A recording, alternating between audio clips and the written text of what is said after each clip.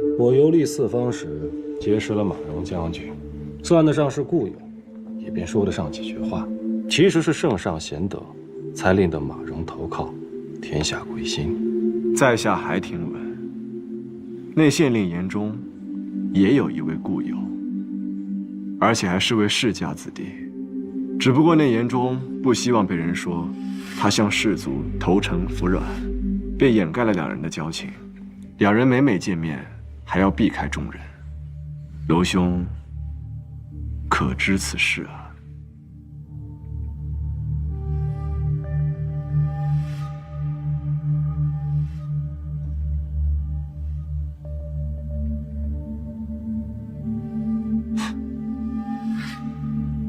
果然什么都瞒不过林将军。那位故友，便是在下。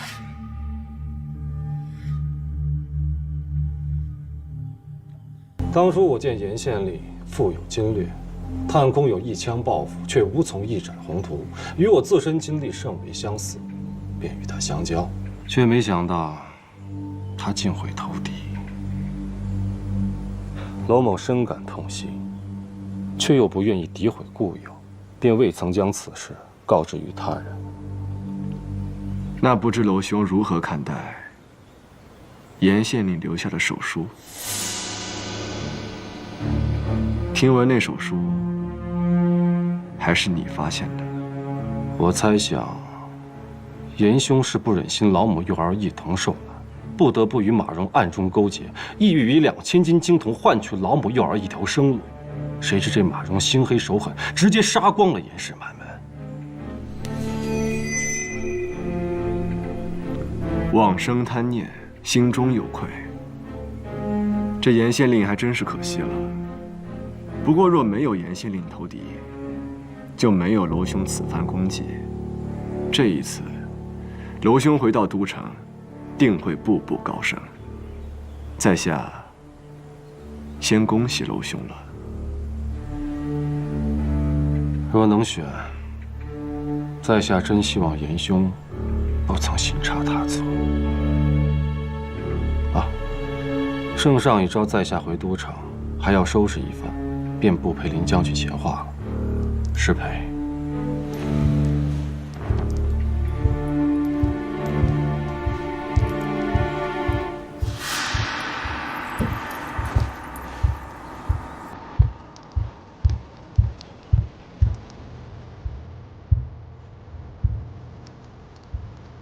一庭发现人中满门失守之事，除了你并未公开。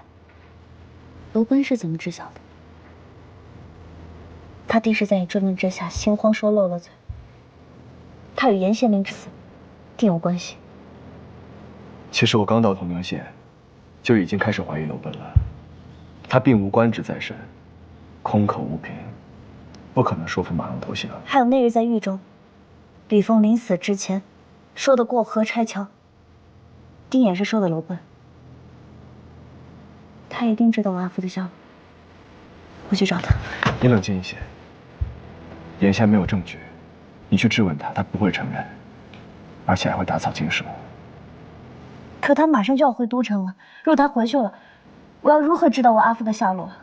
不止他，我的人回报，传召我们回宫的信使已经在路上了，很快就到同宁县。那我们也回去吗？不会。我认为马荣不是愚蠢之人，他极有可能留有后手。同宁县应该还有娄奔的罪证。那身上的诏令，将在外，君命有所不受。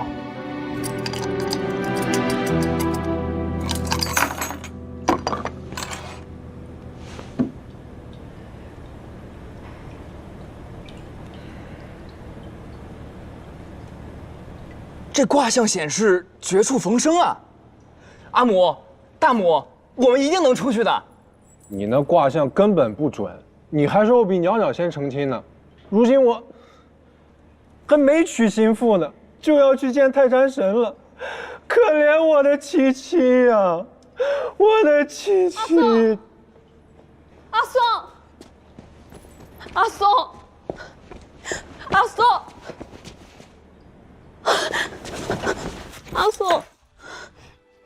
你怎么来了？我听见你喊我名字了，你是否也想我了？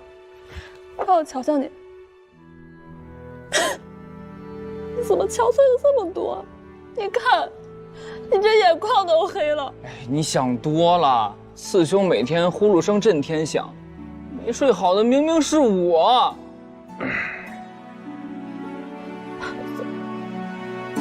你是哭？琪琪，你来干什么？还打扮成儿郎模样，赶紧回去。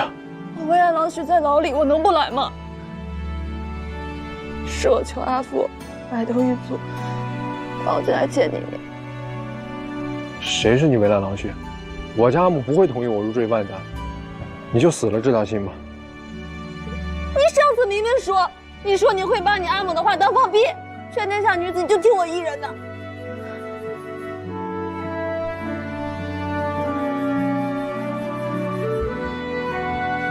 我改主意了，我为人最孝顺，你这女娘又凶又野蛮，女工做的比起娘娘也没好到哪儿去。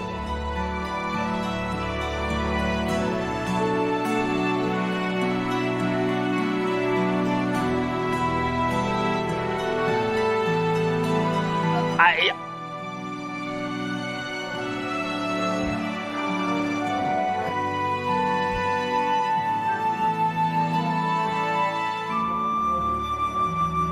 哎，你干什么？这是廷尉府大狱，你可不能乱。再说我三弟还在呢，你克制点儿。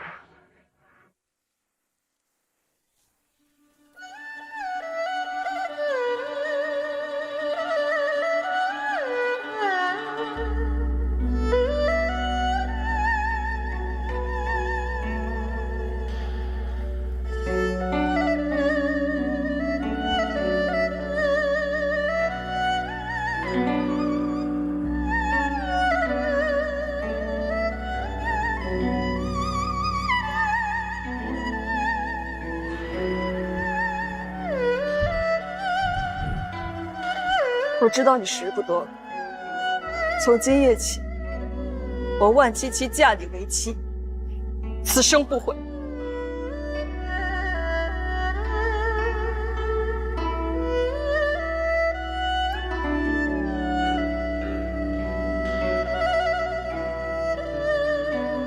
你可知道现在是什么情况？我家南丁都要被斩杀，所以我才来这儿。若你不幸赴死，我替你守寡，一辈子不再改嫁。我万七七说到做到。说你还是不，我便割发出家，一辈子不再嫁人。我同意。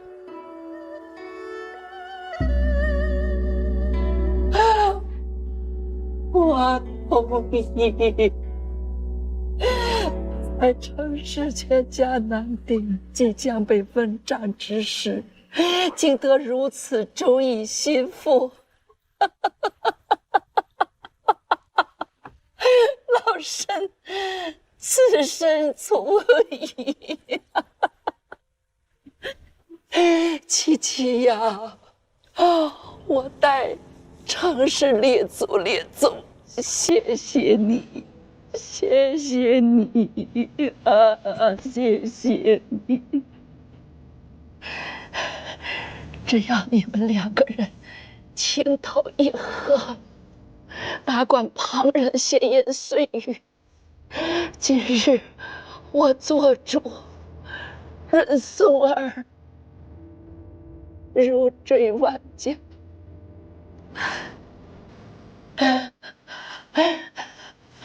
七七，过来。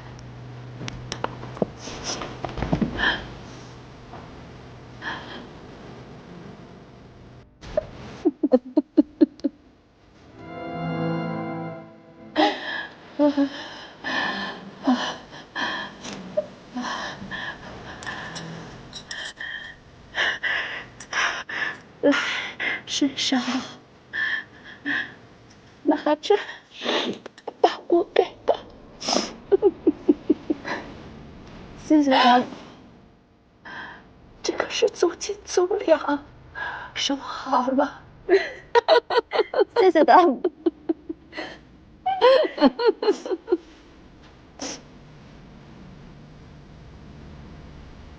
元一，这件事儿，你是答应还是不答应呢？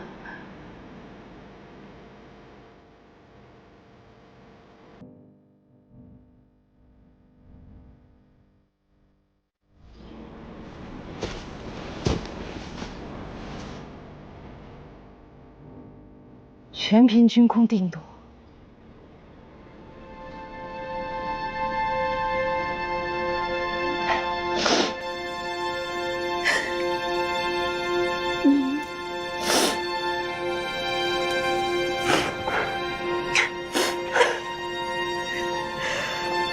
你竟不与我作对，军姑。以前我们总是针锋相对。可如今看来，再吵再闹，也只有你我两人一直在挺程家，在为自家的儿女争取。我们是一家人，是哪来的隔夜仇啊？没有过不去的关。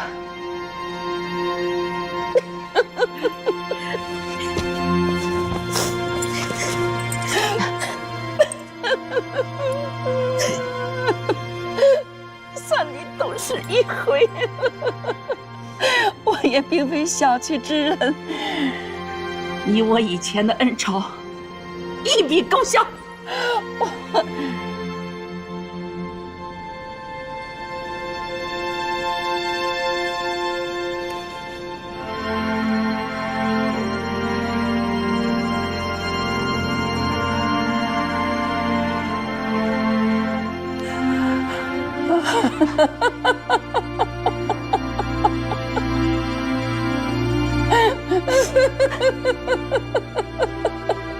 但是，入赘的聘礼我还是要要的。早就准备好了。我与你阿母一人一半。不，全给军姑。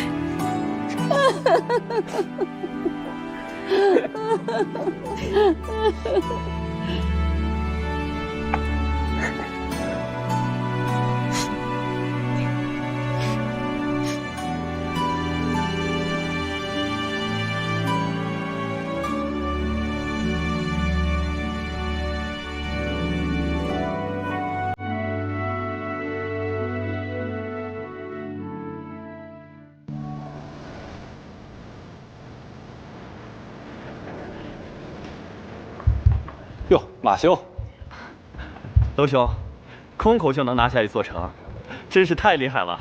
是啊，今后可要靠娄兄多多提携。是，多多提携娄大人。娄某在这儿，多谢诸位，请。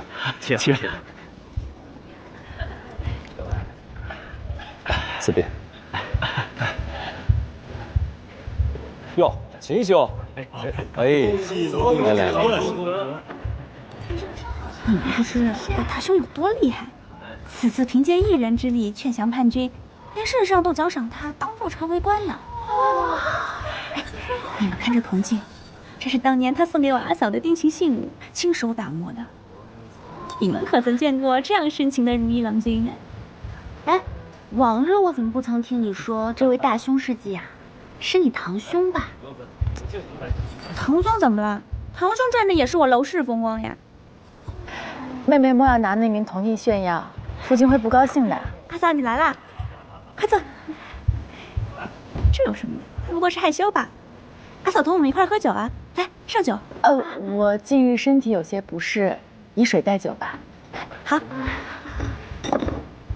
来，阿嫂。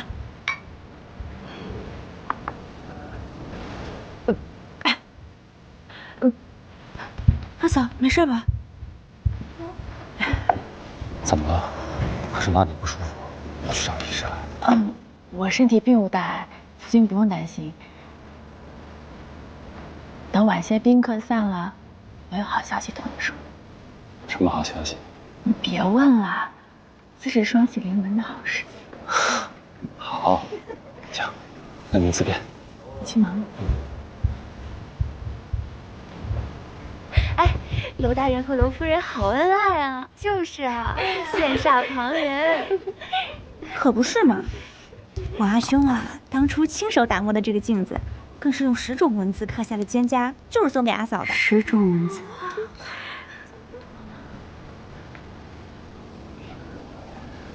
是。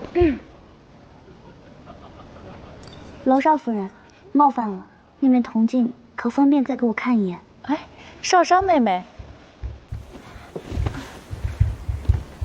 你能来可是太好了，我还担心娶灵侯一事你不会来了呢。戴罪之人怎样敢参加宴席？阿嫂，你拉他来做什么呀？不嫌晦气吗？娄少夫人，我知那面铜镜是娄大人送你的定情信物，能否让我看一眼？陈小莎，你不是看过吗？还看？一面铜镜而已，有何不可？待你与林将军成亲之时，我也命人打磨一面送给你。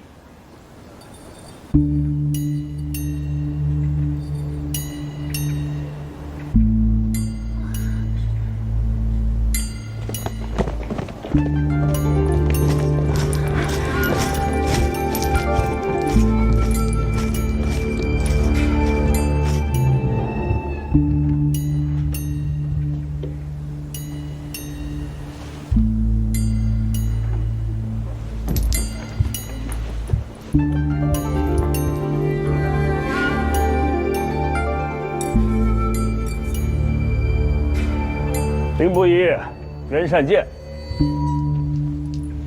今日可是我们娄家的大喜之日，啊！你们这样带兵前来，是不是有些个不妥呀？廷尉府侍郎袁慎奉圣上之命，捉拿杀害铜牛县令一家的嫌犯，还望娄太傅见谅。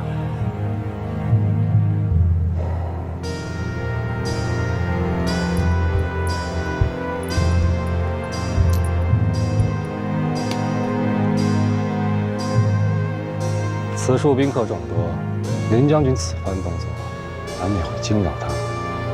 借一步说话可好？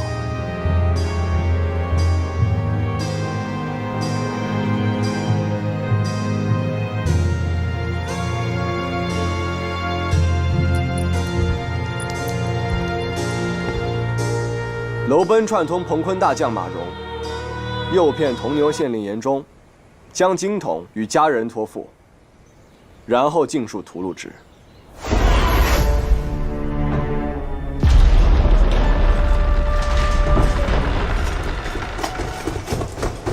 最后假作说服马融开城投降，还将罪名栽赃给曲灵侯程始，做下一石三鸟之计。这怎么可能呢？这不可能，这不可能啊！阿兄不会做出这样的事情。林将军想为程氏洗刷罪名之心，我全然能够理解，但要定我罪，总不能光靠推测臆想，可拿得出真凭实据来。你手脚利落，当初涉事的一干人，几乎全部被灭口，甚至连马融也是我杀的吗？马融可是众目睽睽之下死于彭坤余孽之手。马融，彭将军待你不薄，已经背主求荣，去死吧！小心！娄公子，你交友广阔，多次前往寿春结交马融，怎会不知马融副将乃是彭坤义子？人虽然不是你杀的，却是你推波助澜、借刀杀人。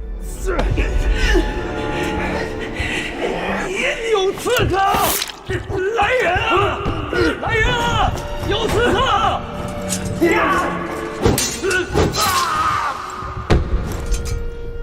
袁侍郎，查案是靠编故事，谁说我没有真凭实据了？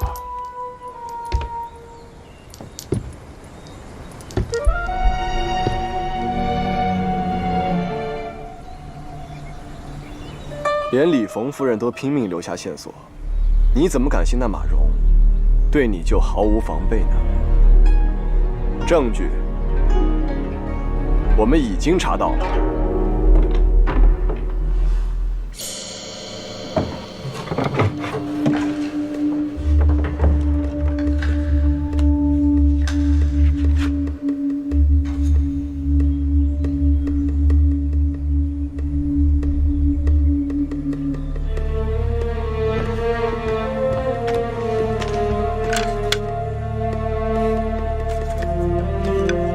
林将军在县衙中发现了这些日子以来你写给严县令的书函，从你们相识、相约、会面，煽动严中携老母幼儿随程将军运送物资的不屈出城，甚至到约定时辰地点，一概皆有。我猜你是想让马蓉进城之后销毁这些书函，没想到他却故意瞒了下来，以备后患。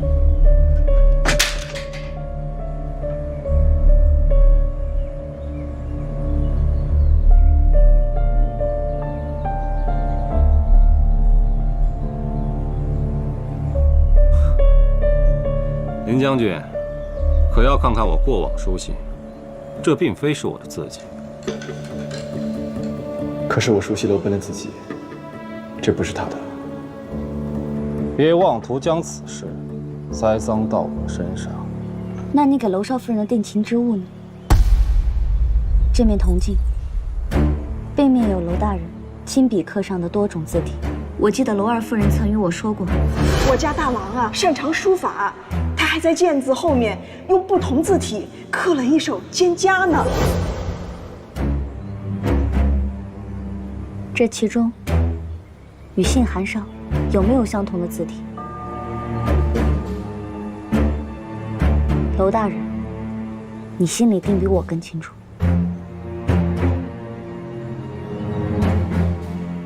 夫君，夫君，他们说的这些可都是真的。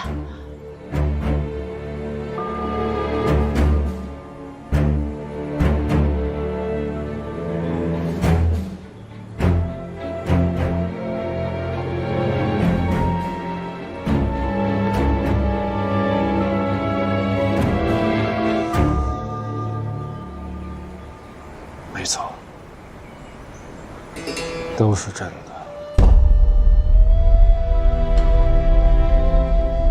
阿母，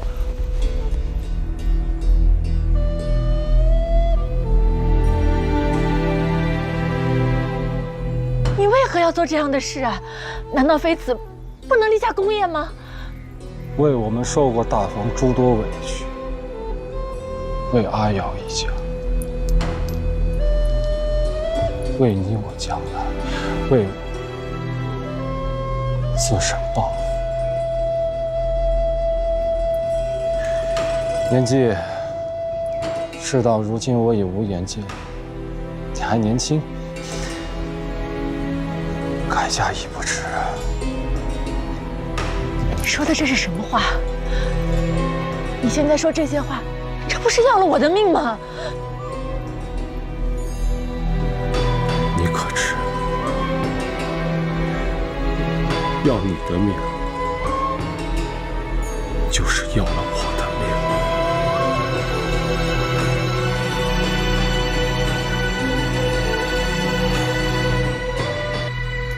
林将军可知，人人都盼着生在太平盛世，独我平生最恨没早生几十年。当年群雄并起，将星云集，以你之才，若得逢当时，定能指点江山，做出一番事业。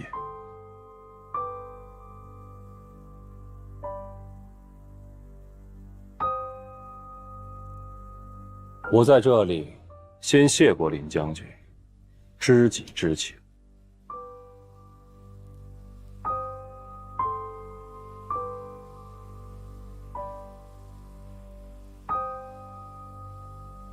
我深知你雄心壮志，但循序渐进，累积官制，才是成为国之栋梁的正道。而你已经步入歧途。我生就这副气性，没法子屈居人下，叫我从拜官小吏做起，将雄心壮志都消磨在言不由衷的恭维中，消磨在不痛不痒的周旋中。我宁可一生不踏入朝堂。哎呀，你又何必行此下作之事呢？咱们娄家也不是无名之辈嘛，你大可以慢慢的来嘛。伯父，别装模作样了。人人都说你忠厚，可我们自家人哪个不清楚你的小伎俩？林将军曾多次举荐我，说我是谋政理事的大才，该有个施展拳脚的机会。太子殿下却因伯父刻意埋没，没有启用。我的好伯父满口谦逊，婉拒太子殿下的举荐，说我年纪还轻，应多再历练几年才能当时。你看，这都是伯父的不是，都是我听信了你大伯母的挑唆。别再推给大伯母了，男子汉大丈夫，所有肮脏龌龊之事都推给妇人，亏你做得出来。伯父若一心举荐我入朝为官，大伯母还能吃了你不成？其实，你也暗暗盼自己的儿郎出人头地，可惜几位堂兄弟皆为蠢材。你怕我出头，将来会压制你的儿郎们，是以一直阻碍二方强夺，不是？你这简直是血口喷人！你们叔侄二人，一个算计，一个不甘，所以屠戮了延中满门，想要以此作为晋升仕途的踏脚砖，还杀了马荣、李逢。你说，我阿父如今在何处？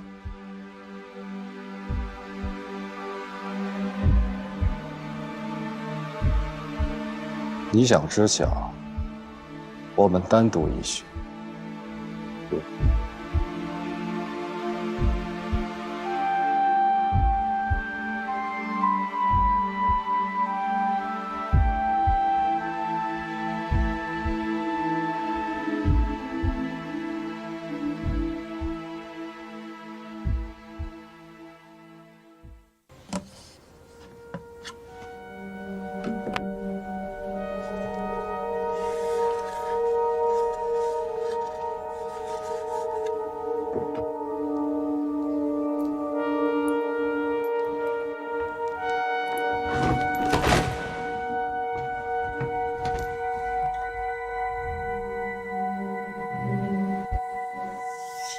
你这是何意？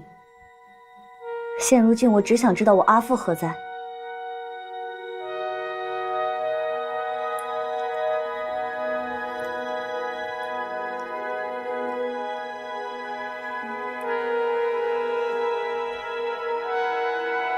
吾见过山川西海，日月星河，将天下汇于笔下，献赠于少商你，作为赔罪。愿你来日与我一样，求于困境之时能见天地，而不困于己心。这是我游历四海多年，亲手绘制的境内堪舆图。朝中重臣无一不想得到此。这当真是个宝贝。若你将这宝贝献与圣上，我想他会网开一面，放你一条生路。得心之所想，艰难，则失之不易；得之既易，则失之亦然。难易一线，全凭己心。因即是果。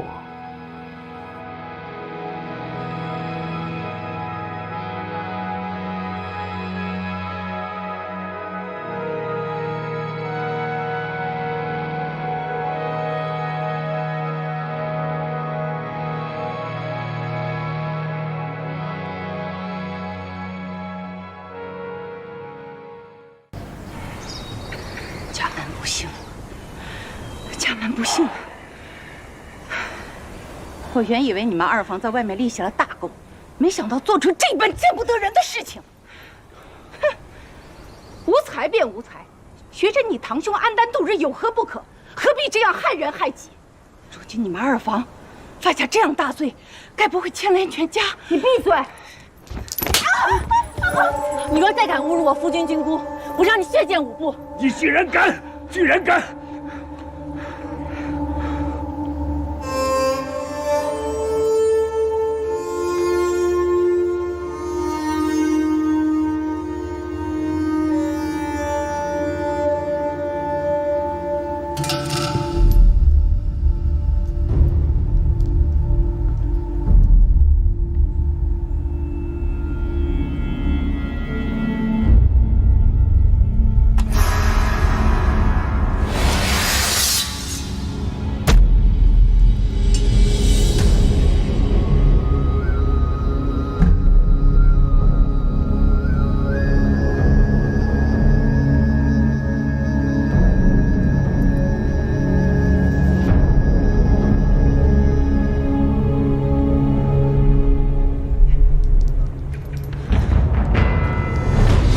站住！都别过来！你个忤逆呀！你个忤逆！家门不幸，家门不幸啊！家主，家主回屋。家门不幸啊！家门不幸啊！拿下！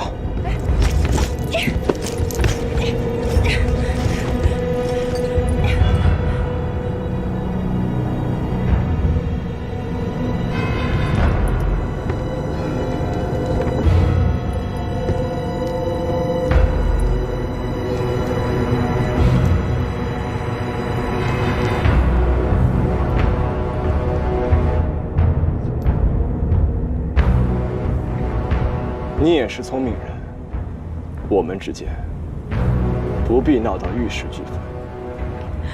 将少商放了，交代程使的下落，我可向圣上求情，从轻发落。什么？求情？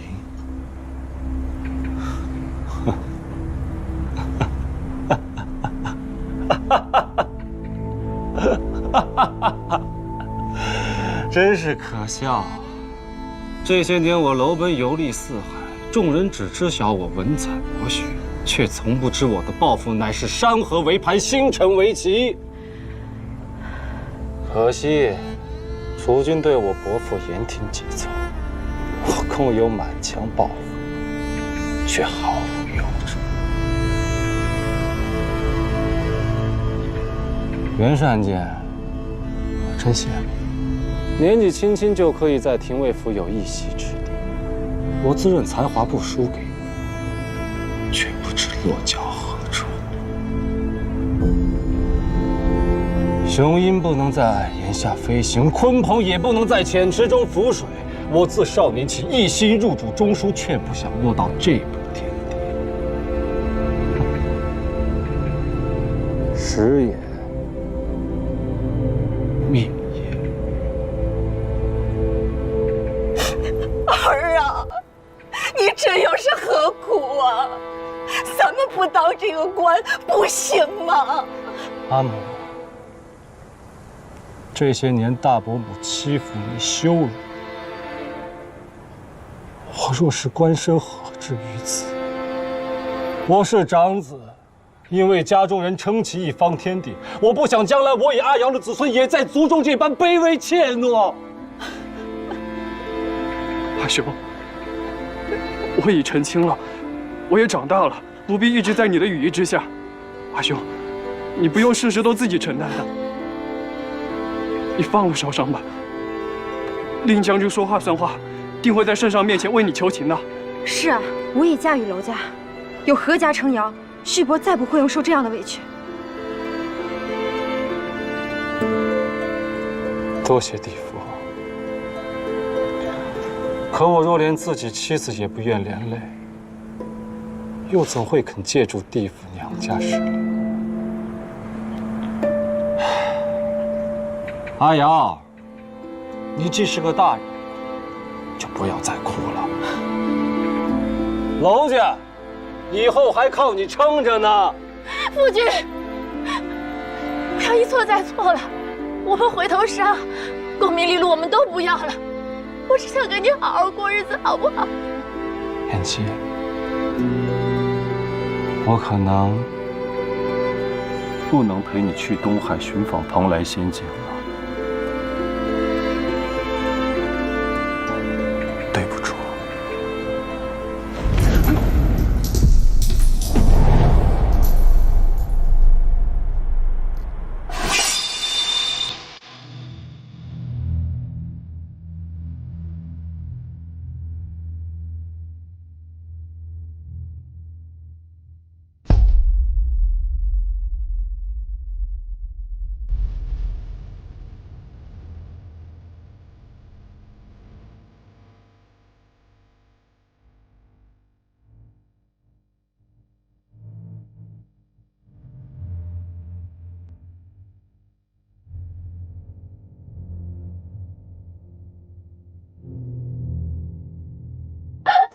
你听我说，你别来！我爱我们的夫人，你怎么可以这么狠心？不要这样！你进来！你进来！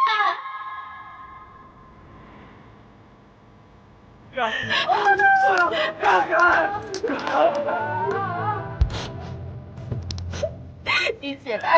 你起来呀，夫君！楼奔既已畏罪自尽，尸首也要带回廷尉府。娄少夫人，进来。你们滚！都是你们逼死他的，你们还要带走他不下去走吧！滚吧！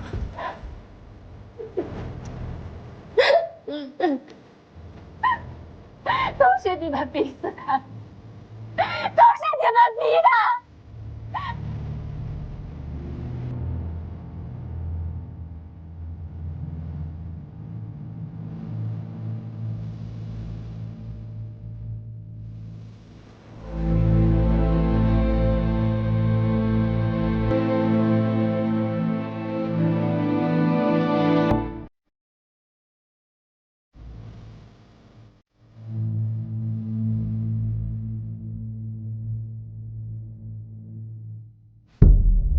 得心之所想，艰难则失之；得之既易，则失之亦然。难易一线，全凭己心。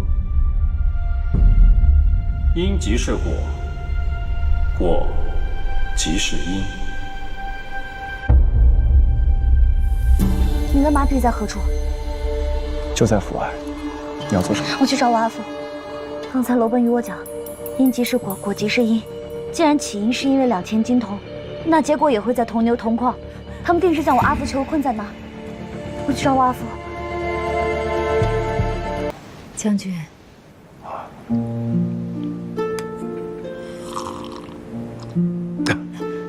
你慢点儿，是不是这药太苦了呀？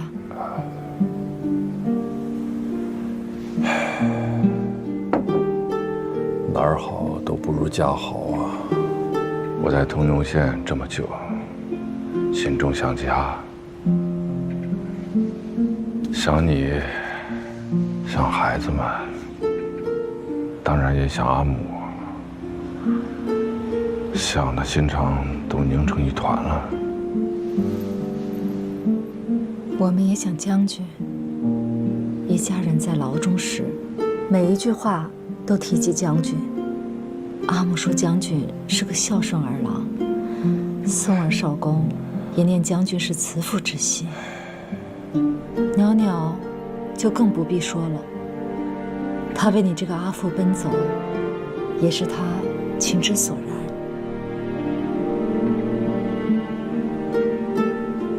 那夫人呢？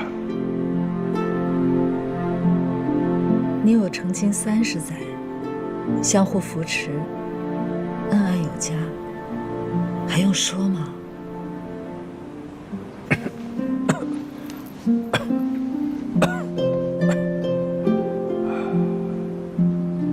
哪知家中会被铜牛一案牵连。那日，严仲与我商量该如何处置那2000斤铜。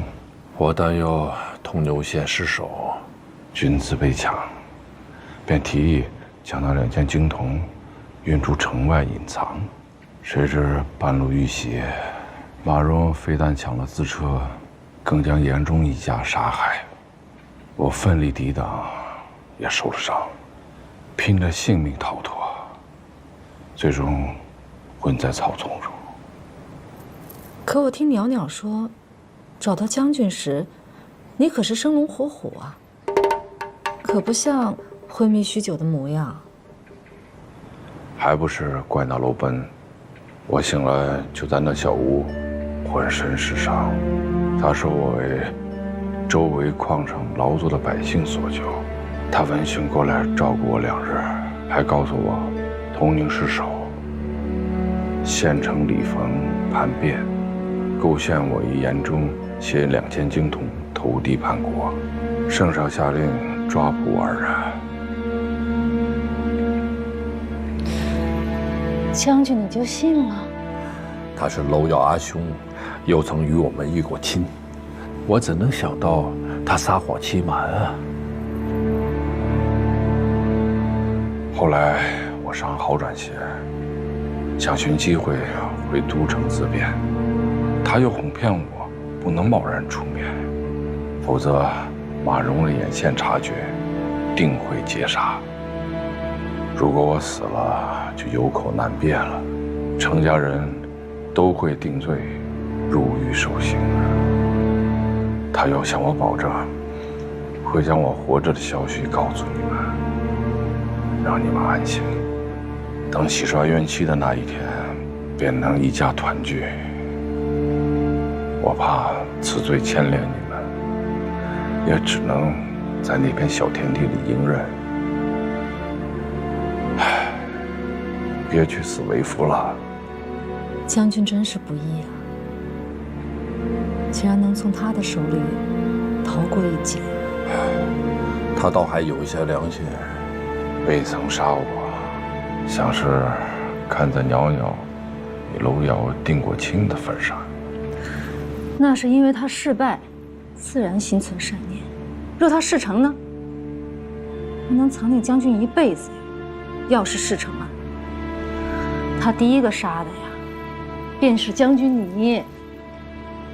大郎啊，大郎啊，大郎啊，大郎啊！你总算醒过来了。阿母，哎呀，吓坏你阿母了！你在这整整睡了3天3夜不醒啊！别嚎了，阿母，我的伤还没好全，您这一嗓子差点把人给送走。那个不孝子，你可知你阿母这些时日是怎么过的日子吗？你眼里只有你心腹，你阿母受的苦，你怎么半点表示都没有呢？怎么半点表示都没有？不孝子！不对呀，阿母啊，你在牢里待了些时日，瞧着比过去还丰盈了不少。你看看，元一为了照顾你们，都瘦了好几圈，阿母怎么看也不像受了苦的模样。放屁！就为你惹的祸，我把我的棺材本都赔进去了，我的棺材本啊，我的棺。你怎么半点不知心疼呢？就阿母藏的那些破烂儿。什么破烂儿？你们这些败家子儿啊！素日里，你们只知道说阿母抠门儿。若非阿母藏的这些宝贝，你女儿拿什么做盘缠去铜牛县救出你这个不孝子？当年你们若非靠阿母嘴巴里生出的那些粮食能活到今日，不是靠你阿母手指缝里抠出的钱财能救你的命吗？能救你的命？能救你的命吗？君姑可是见过乱世的。若不是君姑平日里积攒节俭，哪有我们程家的今日啊？懂事啊，还是愿意懂事啊。都说儿郎靠得住，依我看，儿媳远比儿郎靠得住。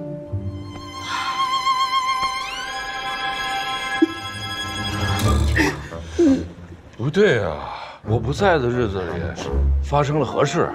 你们怎么不吵了？倒也没发生何事，只是我们想明白了。想明白什么？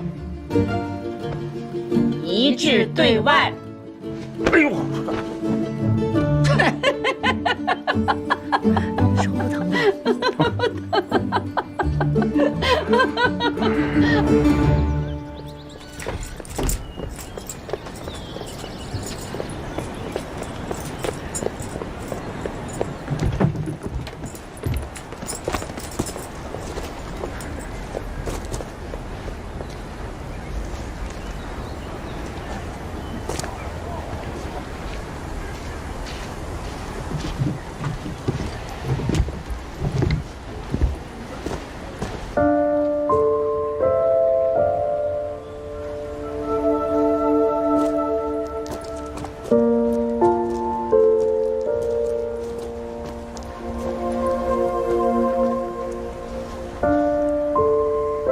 阿瑶，实对不住。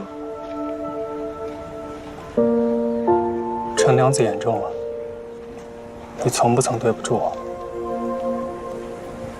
一切都是大兄咎由自取。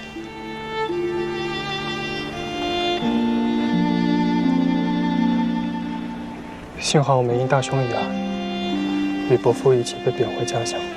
太子殿下保重，老臣就此告别了。窦太傅保重。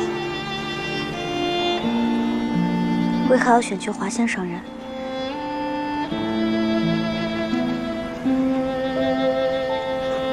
说起来，在华县时，好似我这一生中最快乐的时光。现在想起来，还像做梦般。那时的你，率真勇敢；那时的我，纯真无惧。可惜，不再有我选择。我宁愿此生不曾遇见你，也没有去过华县。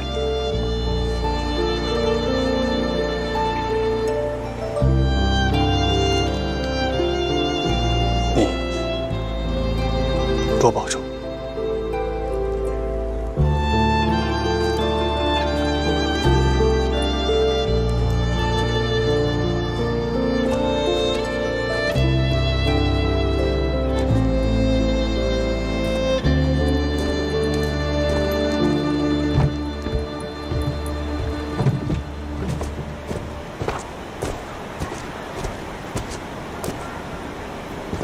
程少商，若你我不是经此生死大事，或许我们还能做得成朋友。谁稀罕与你做朋友？我也不稀罕，谁让你眼巴巴来送我们呢？你们夫妻二人一起来娄家擒拿旭伯，逼得他当众自尽，如今却一起来送我们。此举不是往阿瑶心窝子上捅刀子吗？幸而阿瑶是深明大义之人，不会真的怪罪你们。他只是不知道如何面对你罢了。我信他心中自有一杆秤，知晓自己兄长所为，不能见天地于人心。天长日久，他会想通的。阿瑶就是这般心地磊落、大道知心之人。程少商，来日相逢，我定请你饮酒吃肉。只是现在的我们不欢迎你。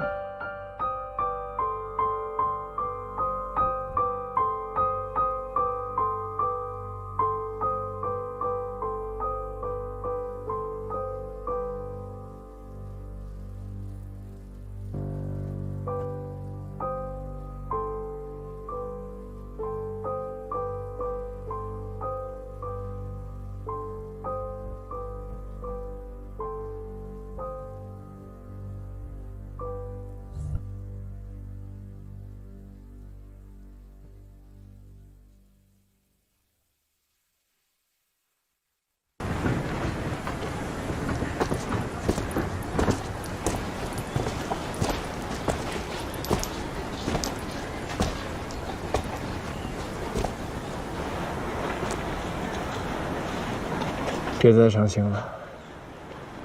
若非你举荐，他们夫妇二人也去不了华县。如今华县已是太平之地，想必他们去了，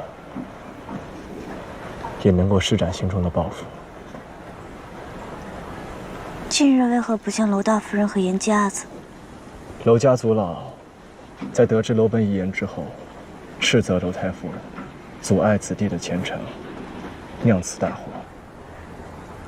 而娄太傅将此罪尽数推给了其夫人，罪名是不悌不显，离间骨肉。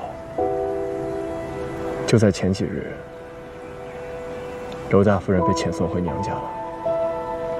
还真是，夫妻本是同林鸟，大难临头各自飞了。也不全是这样的夫妻。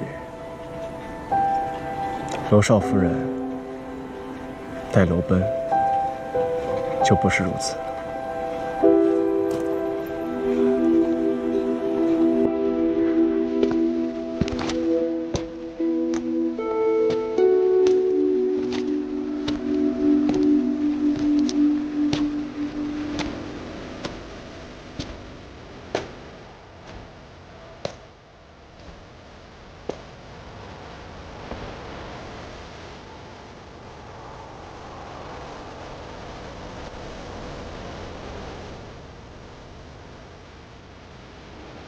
夫君，你先走一步，孩儿很快便与你在泉下相聚。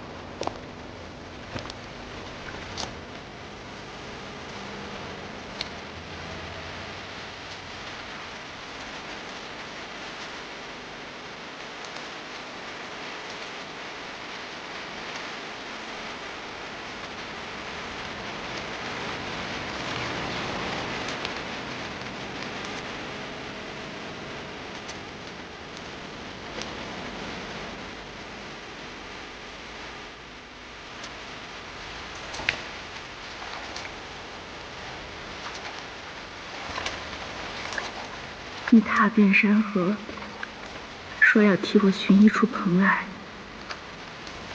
你不可能食言，就在前方给我引路吧。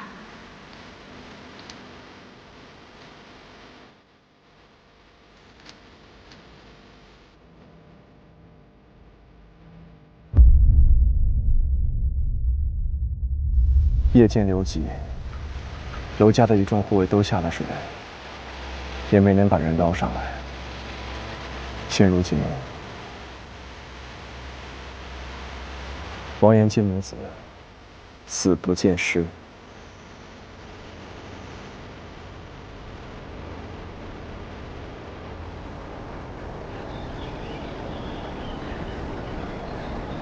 严家子曾屡次帮我，是娄家除阿瑶之外待我最好之人。现如今，却因我驯服。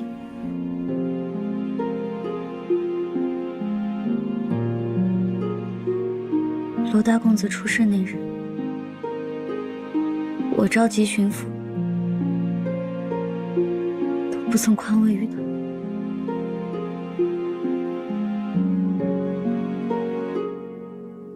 娄少夫人是明事理之人，而阿瑶也是一个真心至善的儿郎。家中发生如此惨事，他也不曾真的记恨你我。今日的他，想必很是克制。我记得阿瑶曾与我说过，他最喜爱去的地方，就是他阿兄的书房。他阿兄游历山川，心怀天下，见过无数风景，结识了无数有趣之人。只是没想到，兄弟二人变成了今日这般。是楼本自己走错了吗？一步错，步步错。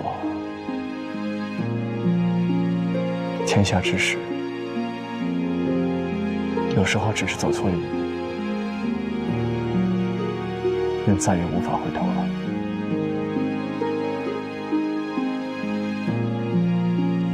子珊，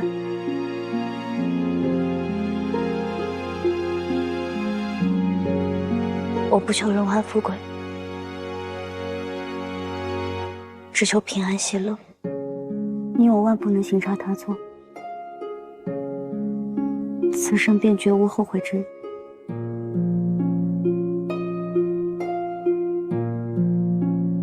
怎么了？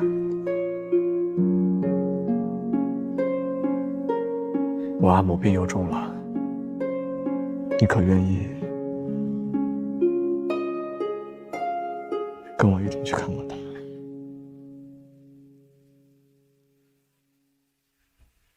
看我做的好不好？了解了。阿离肯定会喜欢的。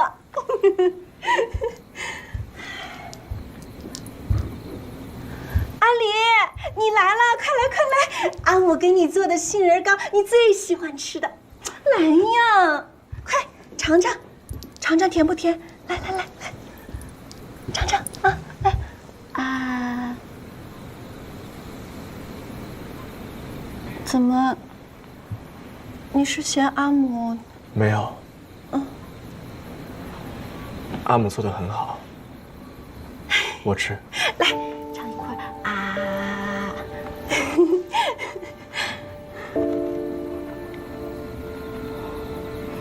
阿离，你吃个杏仁糕为什么紧皱眉头啊？是阿母做的不好吃，是不是？没有，很好吃，很甜。真的啊？阿离喜欢就好。如今城里虽然缺东少西的，可是这杏树结果了，这个杏仁糕啊，你想吃多少便可吃多少。阿母不会亏了你的。好。哎，喜欢吃就多吃一点呀！快来快来，快来啊！傻孩子，你慢一点，剥着呢啊！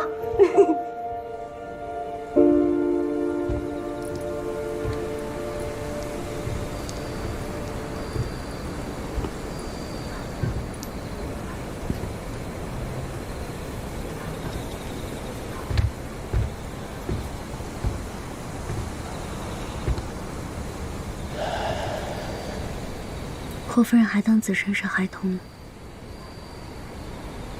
为何我觉得霍夫人的病，今日瞧着比之前精神好些呢？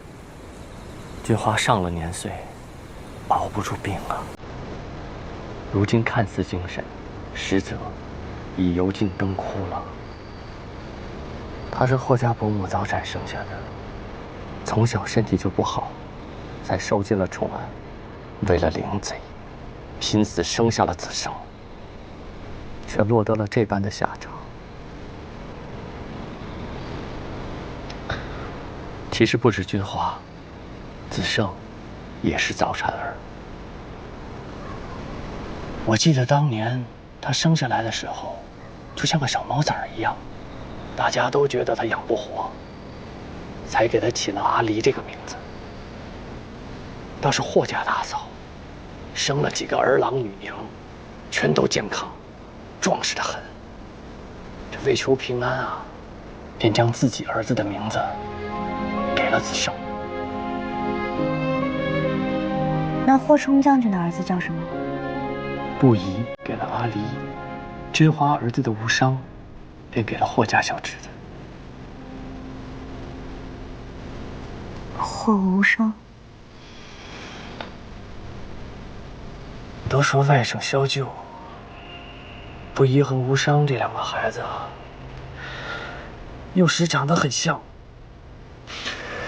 所以君华呢，就总喜欢把他们打扮的一模一样，让霍兄来猜。可恨那灵贼，整日里装出一副慈父的嘴脸，蒙骗世人，使得子生有时他报过几回，甚至有时都会认错。两人真有这么像？连长妖侯都会认错？那还不是因为他极少亲近孩子的缘故吗？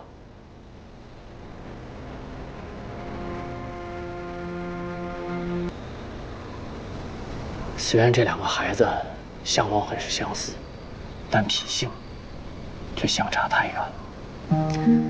一个呀调皮好动，喜欢爬树、登高；另外一个呢文静明理，喜欢看书习字。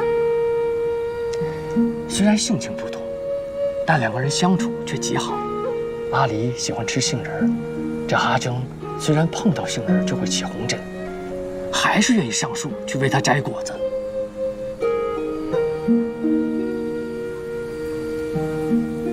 子生如今是霍家唯一的血脉，万不可再去拼命了。他要是有个长短，这君华，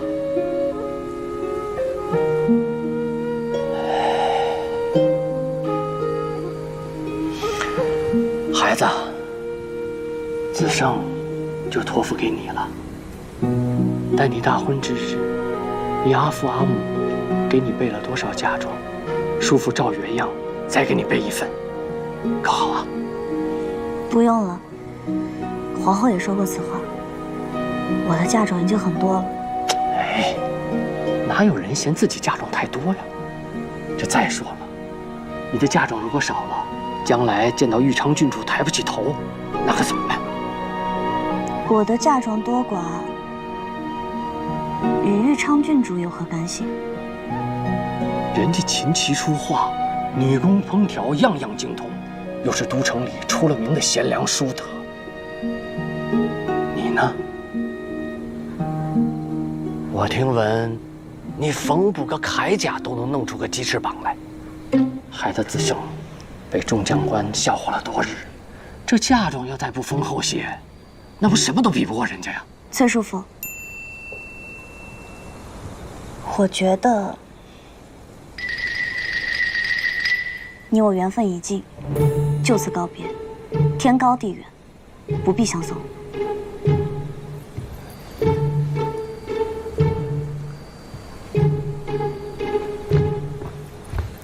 你是鸳鸯，不是鸡。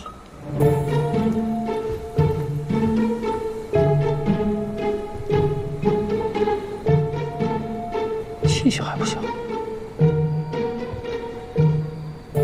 这孩子有点意思。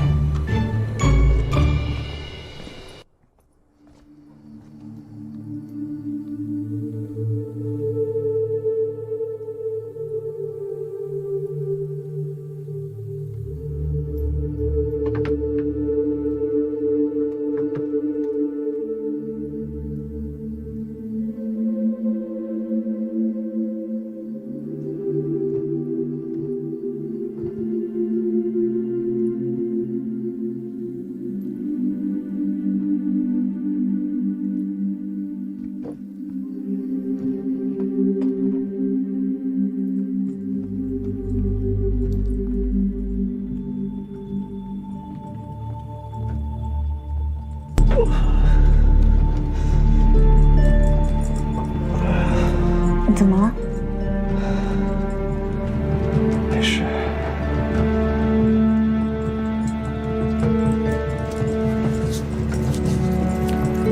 怎么长了这么多的疹子啊？应该是操练的时候被蚊虫给咬了。大冷天的，怎么会有这么多蚊虫啊？我看看。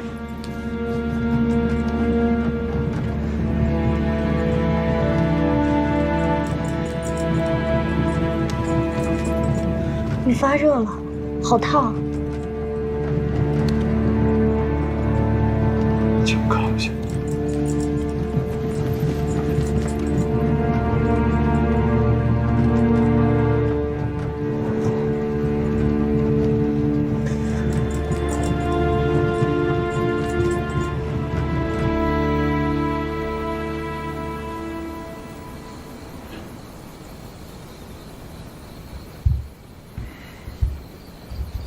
一是说少主公是食不得杏仁才会发热，过一夜便好。可为何少女君一言不发就走了，都不等少主公醒过来？定是其少主公不爱惜自身吧。只盼着彭坤能赶紧将孤城一案都交代了，这样少主公也好早日放下心结，与少女君完婚。少主公，一是不是让你多歇歇吗？你怎么又起来了？等不及了，再等就要晚了。我们去天岳府抢彭坤。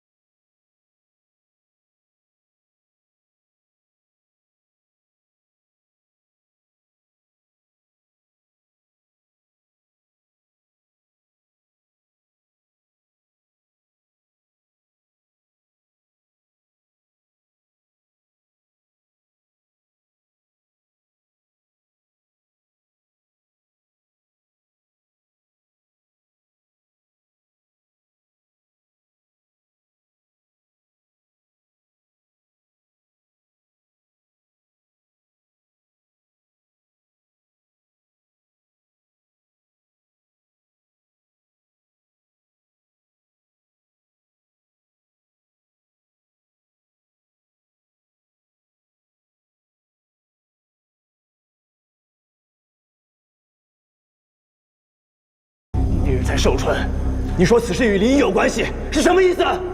孤城城破，是不是因为有林毅在城内做接应？你已经是文氏的一条狗，怎么连自己的亲生阿父都想要反咬一口？曲耀公吗？我什么也不知道。刘忠，你杀了我，你以为我不敢杀你吗？雍王我杀了，文修君我贬了，小月后我也立即滚去了皇陵。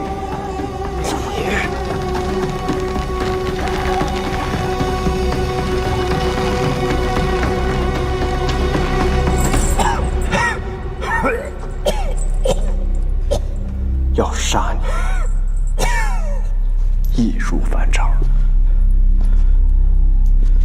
我要的是让你生不如死，而这里至少就有上百种法子。彭将军是否愿意一一试试啊？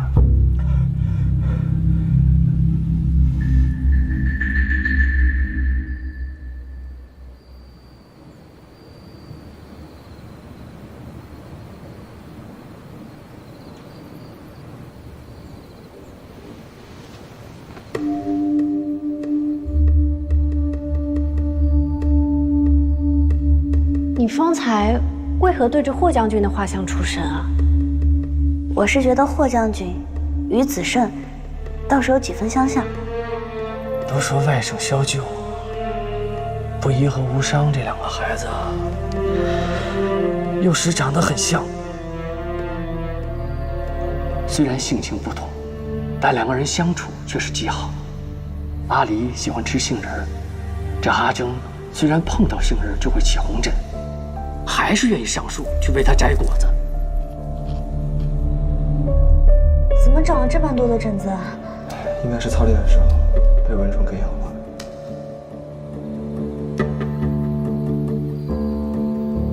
小伤。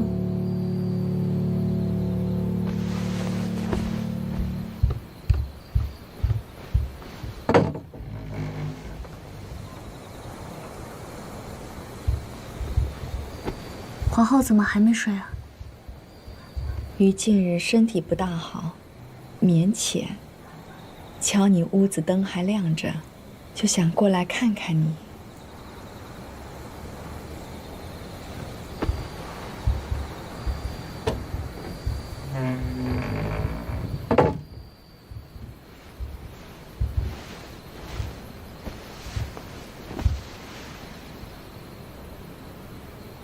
皇后可是因为储君之事而烦忧。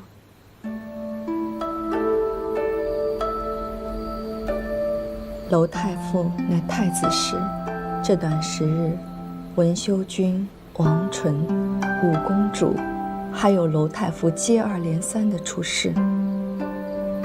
即便东宫能从此事中摘出来，怕是太子心中也不会好过。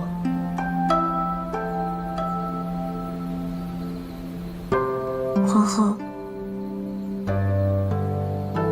我偷偷离开都城，把楼奔查了出来，才会连累太子殿下。皇后不怪我吗？为何会怪你？你乖巧听话，余怎会不知你心中的苦楚？其实，余心中甚是敬佩你。若我当年也有你这般孤勇，或许也能救下我的阿父阿母。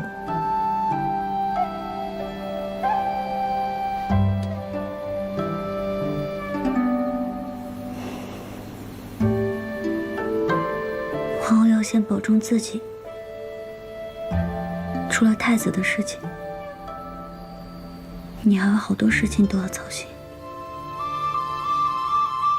是啊，如今余只操心你与子胜的婚事。皇后，跟我说说子胜的事情吧。他的性子是一直这么清冷吗？我听闻说，他跟霍侯公子长得像，小时候大家都经常认错他们。像也不像。子胜小时候欢脱得很，而无伤总是沉默寡言，少年老成。只是后来出了那样的事儿，子胜就变得像无伤那样不爱笑了。其实他有许多习性跟无伤像，圣上也曾问过他，他说他要为死去的无伤活着，不能太自意。这孩子前半生过得太苦了。余庆幸他身边余生有你。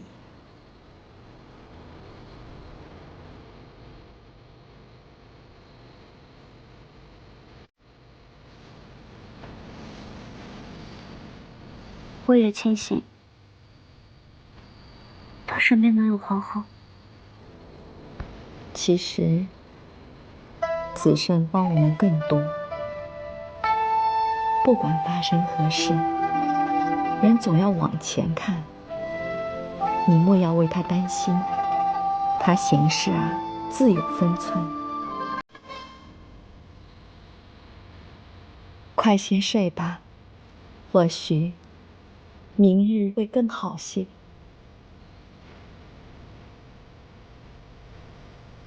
皇后，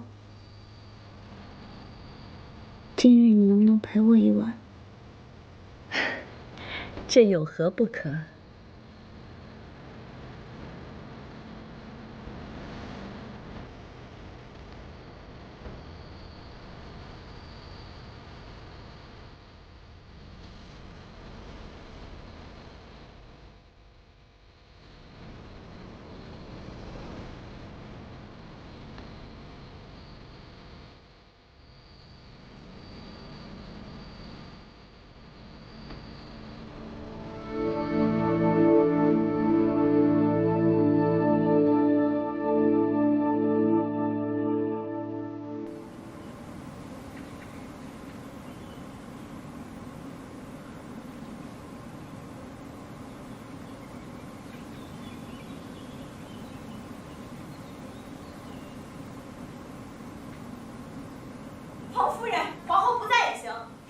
出来见我。彭夫人，不得在此喧哗，此处是长秋宫。我不管什么长秋宫，我现在就要去见程少商。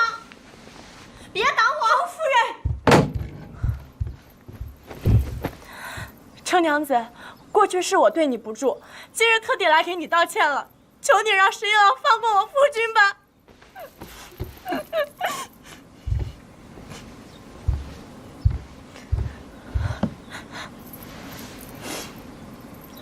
当初你阿母险些被处死，你都不曾这般狼狈哀求。如今为了一个郎婿，你竟做到此般，你真是一点骨气都不要了。我腹中的孩儿要是没了阿父，我还要这脸面和骨气做什么？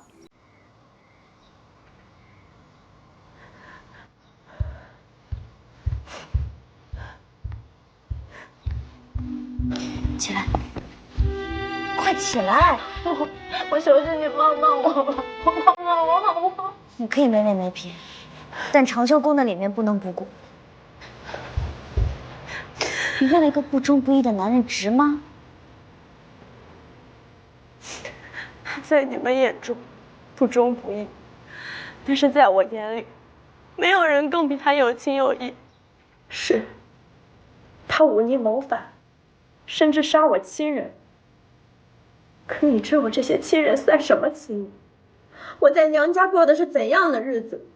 阿父窝囊，阿兄纨绔，阿母更是心中只有舅父一家人，随时可命我为他母家牺牲。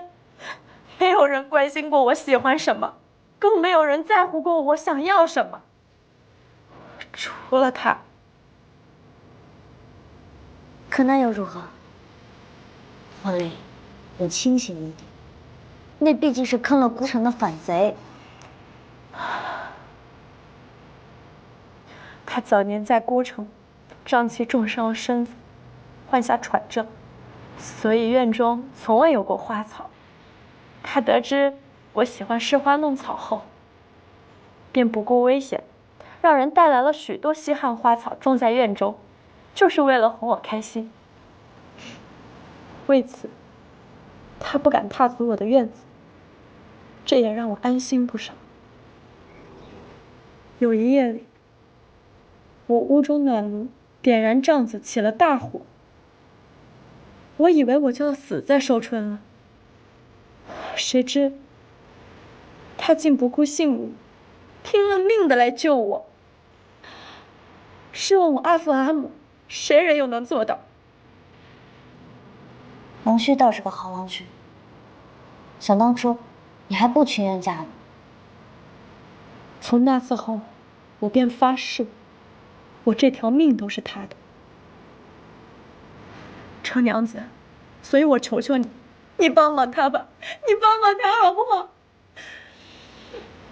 洪坤谋反，那是株连九族的死罪，你当真觉得我一个小女娘可以说服圣上救他？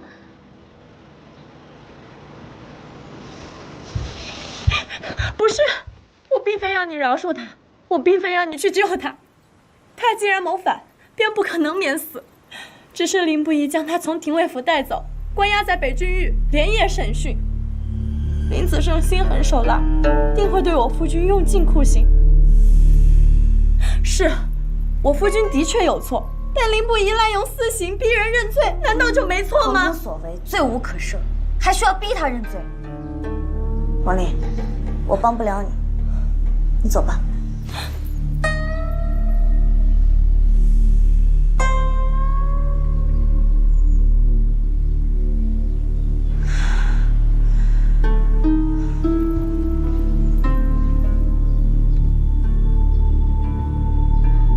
程少商，看来你对林子胜真的是一无所知啊。